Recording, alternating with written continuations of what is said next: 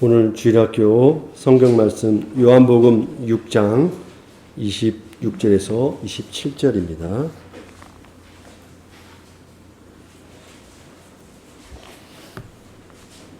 신약성경 153쪽입니다.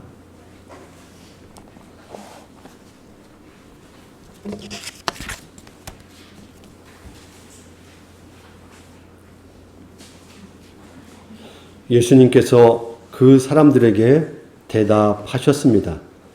내가 너희에게 진리를 말한다.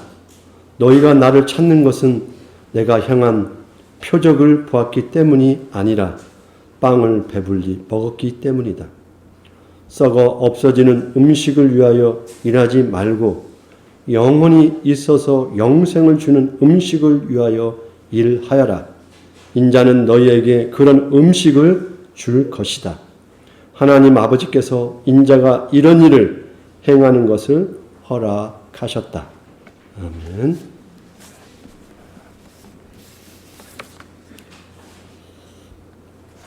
혹시 식당이나 어떤 공공장소에서 여러분이 아마 보았을 거예요. 이런 장면을. 그래서 제가 질문을 해볼 겁니다.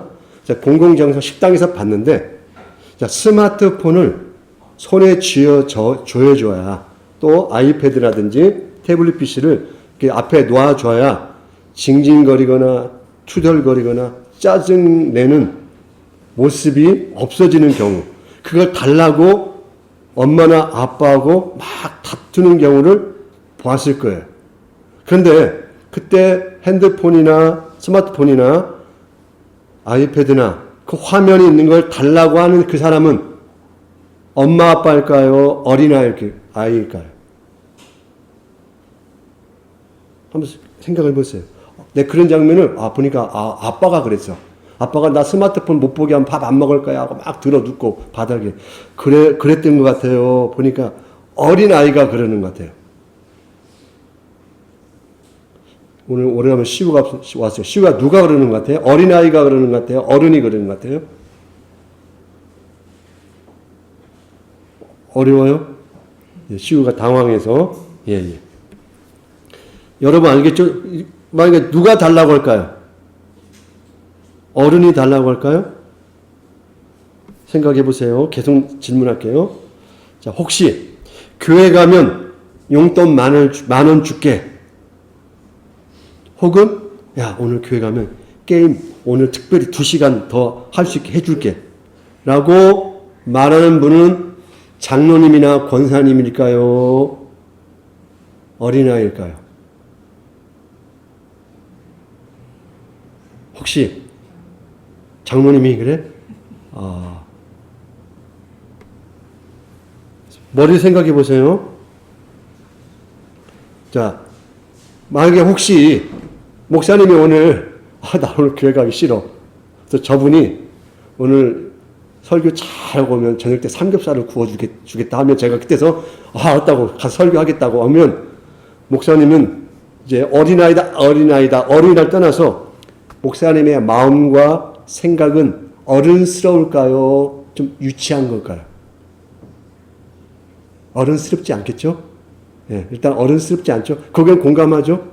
우리가. 다음으로 어떠한 중요한 일을 재미있으면 하고 재미없으면 하지 않는 사람은 지혜로운 사람일까요? 아직 성숙하지 못한 사람일까요? 이 사람은 재미있어야 하는 거죠. 재미없으면 안 해요. 자기의 일의 기준은 재미예요. 그럼 우리는 보통 재미있을 때 일을 하는 것도 중요하죠. 재미를 무시하자는 게 아니라 이 사람은 재미있어야만 하는 거예요. 그때 보통 그걸 성숙하지 않았다라고 이야기하죠. 또 마땅히 해야 할 일을 지루하면 안 해요. 이 사람은. 그리고 내가 기분이 좋아야만 해요.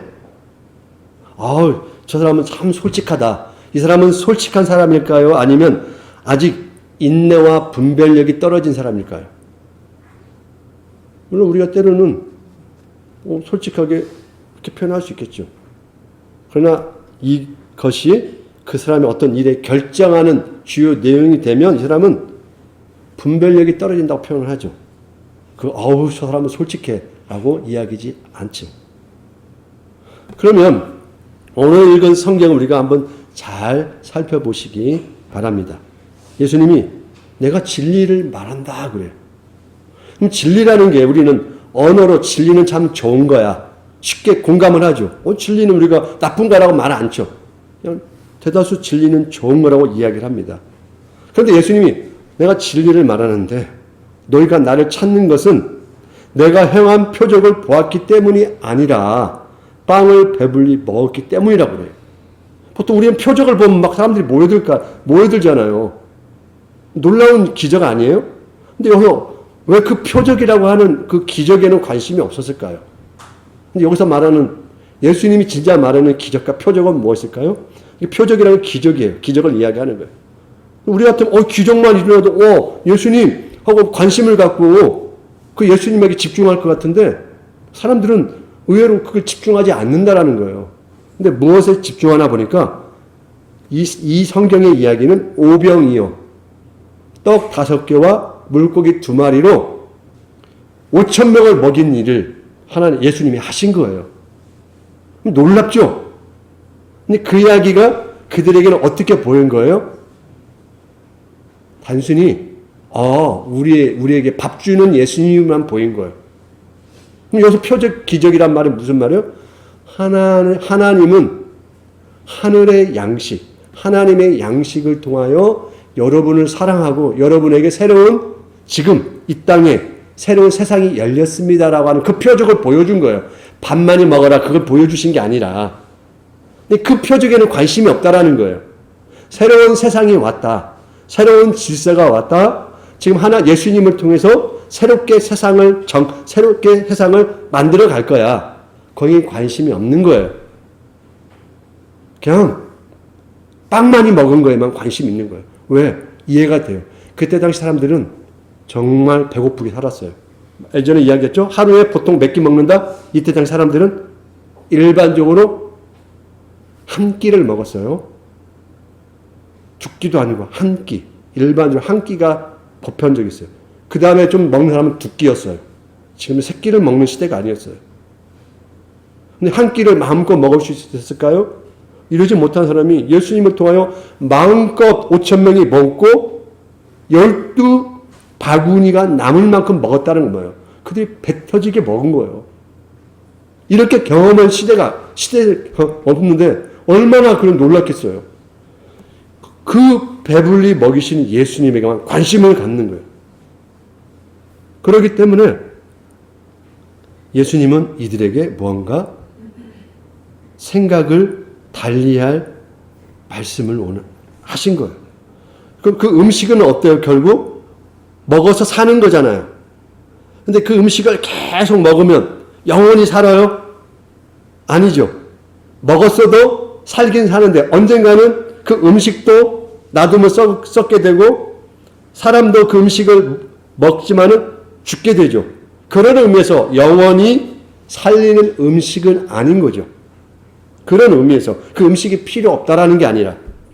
근데 예수님은 그들이 지금 당장 먹고 현재 만족하는 것 이상의 예수님의 가르침에 관심을 갖지 않는 것에 대해서 지금 슬퍼하고 안타까워하는 장면을 이야기하는 거예요.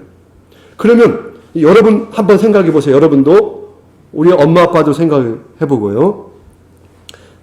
돈이 많고 우리 일반적으로 돈이 많고 건강하고 큰 근심 걱정 없고 내가 보니까 놀거리도 많아요. 즐길 거리도 많아요.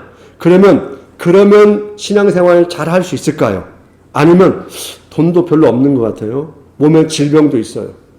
그 마음껏 놀지도 못하는 것 같아요. 여러 어려움이 있어요. 자, 이런 사람이 신앙을 잘할 수 있을까요? 어떤 사람이 신앙을 잘할 수 있을 것 같아요?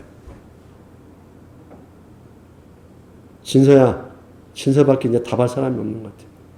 진서 생각을 물어보는 거예요.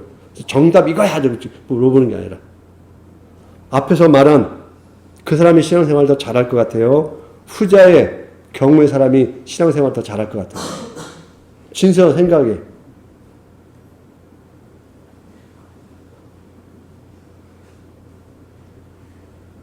너무 어려운 질문인가요? 네. 마음으로 대답을 해보고 그러면 어떤 경우에 있든 잘 할 수도 있고 못할 수도 있어요. 많아서 잘할 수도 있고 많아서 못할 수도 있고 없어서 잘할 수도 있고 없어서 더 못 믿을 수도 있어요. 이게 기준은 아니에요. 이게 신앙을 결정해 주진 않아요. 자기에게 주어진 거를 어떻게 예수님 말씀처럼 썩지 않는 영원한 시각으로 변화시키지 않으면 있는 것과 없는 것은 둘 다 아무런 의미가 없어져 버려요. 없어서 그 사람에게는 새로운 눈이 열리게 할 수도 있고요. 있어서 하나님의 일하심을 경험하게 할 수도 있어요. 그게 결정하지 않아요. 그러면 우리 지금 주일학교 설교니까 우리 주일학교 어린이들이 생각을 해봐야 돼요. 지금 내가 교회에 나왔어요. 우리 아이들이 아까 내유인에서 공부했어요. 공과 시간에. 내유인이 예배에 대해서 공부하면서 우리가 예배라든지 어떤 태도를 많이 공부를 했거든요. 그 연장선상에 지금 말씀이 있는데 신앙생활이 나의 신앙생활이 아니라 부모님의 신앙생활이 되면 안 돼요.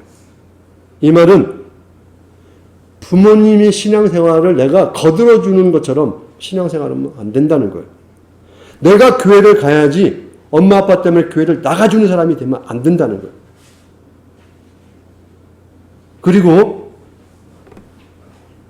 교회에서 예배를 드리는 태도가 목사님이나 다른 사람들에게 보여주기 위해서 앉아있는 게 아니라 그냥 나라는 사람이 하나님 앞에 예배에 가장 중요한 사람이라는 걸 이해해야 돼요.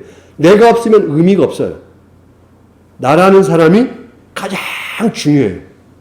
그래서 내가 하나님 앞에 앉아 있다라는 생각을 하면 좀 여러분 시간을 투자하는 거잖아요. 어떤 의미에서. 다른 거 할 수 있는데. 또 여러 말씀을 배우고 이 배운 걸 우리가 또 내 삶 속에서 뭔가 실천하고 행하겠다고 우리가 결정하잖아요. 그런 것들을 공급받아 새로운 새로운 사람으로 변화돼서 그런 의미에서 예배하는 사람이 되는 거예요. 그게 중요한 거죠. 그래서 쉽지는 않아요. 한 번에 딱 이렇게 어린아이가 정말 어른처럼 어떤 외적으로 뿐만 아니라 마음에서 하루아침에 되는 건 아니지만은 내가 스스로 이 자리에 앉아 있다라고 하는 마음을 놓치면 안 돼요. 그리고 사람들이 하나님의 참된 말씀을 듣는 일에 우리가 한 사람 말씀이 좀 마음에 집중도를 높여야 돼요. 열심을 내야 돼요. 또 목사님이 여기서 사실은 코미디언이 될 수는 없어요. 여러분이 웃고 나갔으면 좋겠어, 사실은. 끝날 때까지. 그러나, 그럴 수는 없어요. 그렇게 재미있으려면, 지금은 없었지만, 코미디 프로라든지, 예전에 어른들이 부른 우차사라든지, 더 재미있는 교회다 오락실처럼 막 컴퓨터 갖다 놓고 막 게임을 해야 돼요. 그러면 여러분 얼마나 재미있어. 근데 교회가 그걸 위해서 있는 건 아니잖아요. 그렇죠? 교회는 재미없을 필요는 없지만은 재미있는 곳에 집중하는 곳은 아니에요. 그러면 교회는 오락실이 되는 거예요. 교회는 뭐예요? 의미와 가치를 알게 하는 곳이에요. 많은 것이 있지만 이 시간만큼은 내가 좋아하는 거 잠깐 놔두고 내가 품고 싶었던 거 잠깐 놔두고 이 모든 것을 새롭게 볼 수 있는 의미와 가치의 중심을 배우는 곳이에요. 그래서 흥미와 즐거움에 먼저 집중을 할 수가 없는 거예요. 그래서 우리가 그 마음의 태도를 먼저 이해를 하면 좋죠. 그러면 그런 의미에서 오늘 목사님이 말씀 제목을 정했어요. 입안의 사탕은 영원할 수 없다. 재밌다, 즐겁다로 신앙생활을 영원히 할 수가 없어요. 그래서 제가 오늘 목사님이 그래서 오늘 조교님 앞으로 잠깐 나와주세요. 사탕을 가지고 나왔어요. 시우가 올 줄 알고 4개를 준비했어요. 이거 어떻게 이런 놀라운 능력을 가지고 있는지 모르겠어요, 목사님. 네. 저 시우도 왔거든요. 그래서 하나씩 우리 동생들 나눠주세요. 예. 어른들이 뺏어가면 절대 주면 안 돼요. 예. 하나씩.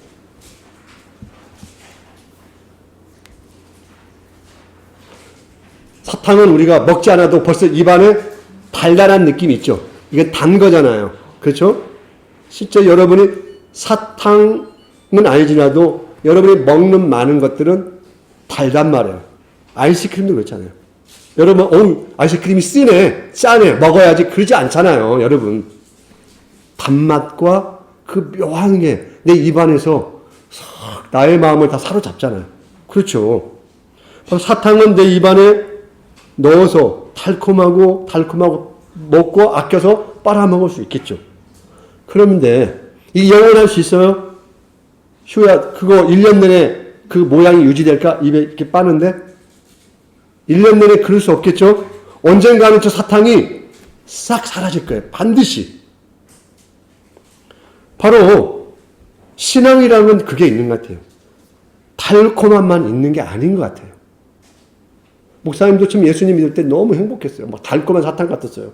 근데 어느 정도 믿고 나니까 그 안에 십자가라는 게 있는 거예요. 얼마나 불편해. 아니, 예수님 믿고 교회 나오면 그냥 하하하하 호호호 즐겁고 행복하고 이것만 있어야 하는데, 아니, 고난과 아픔과 때로는 나의 문제가 아닌데 다른 사람의 문제의 아픔도 내 거로 삼으라는 거예요. 조금 이상하잖아요. 내가 저렇게까지는 신앙생활 하려고 안 했는데 하는, 마치 달콤한 것만이 아니라 우리를 새롭게 안내하는, 인도하는 내용이 있더라는 거예요. 근데 그 내용이 저 사탕과 같지가 않았어요. 쓴맛이 나더라는 거예요. 그러면 여러분 반찬을 한번 생각해보세요. 밥상의 반찬. 대다수 반찬, 우리 집 반찬은 사탕처럼 다 달아. 밥도 달아. 그런 친구 있어요? 우리 집은요, 밥도 달고, 국도 달고, 김치도 달고, 깍두기도 달고, 고기도 달고, 다 달아요. 그런 분 있어요? 그런 친구? 아마 그러면 밥 하루 이끼 못 먹어요. 대다수 반찬은 씁쓸해요. 나물이 그렇잖아요. 예. 쓴맛이 날 때 오랫동안 먹을 수 있어요. 그래서 밥이 맛이 없는 거예요. 밥 먹을 때마다 설탕처럼 다네, 이런 사람 한 명도 없어요. 밥이 맛이 특별히 없는 것 같기 때문에 죽을 때까지 먹어도 안 질리는 거예요. 사탕을 여러분 매일 먹고 나면 또 주고 먹고 나면 또 주면 사탕 먹을 수 있을 것 같아요? 절대 그럴 수 없어요. 죽어요, 사람이 그러면. 그러므로 우리는 저 사탕처럼 입에 달콤한 것에 마음을 빼앗기면 안 돼요. 중심을 빼앗기면 안 된다는 거예요. 그래서 내 생활 전체가 몸과 마음을 건강하게 지켜줄 수 있는, 오늘 예수님이 주시고 싶었던 하늘의 만나, 진짜 만나, 하나님의 말씀에 관심을 좀 가져야 돼요. 근데 그 말씀의 관심은 목사님이 설교를 통하여 전하는 이 말씀에 집중할 필요도 있지만은 우리 친구들이 매일매일 묵상하는 성경 말씀을 스스로 해내야 돼요. 연습이 되어서 내 몸에 붙어야 돼요. 그게 하지 않으면 하나님의 마음을 배워 나갈 수가 없어요.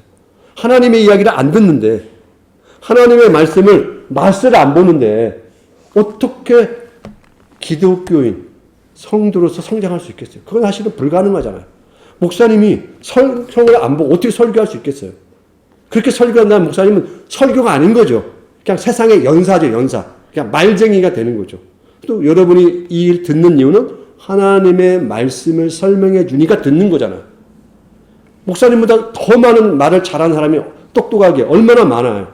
그럼에도 불구하고 오늘 교회 가서 말씀을 드려야 돼 하는 이유는 딱딱하지만은 이 말씀 안에는 진리, 십자가, 복음, 사랑, 겸손, 기도, 새로운 사람, 어떻게 살 건가에 대한 가르침이 있기 때문에 우리가 관심을 갖는 거예요.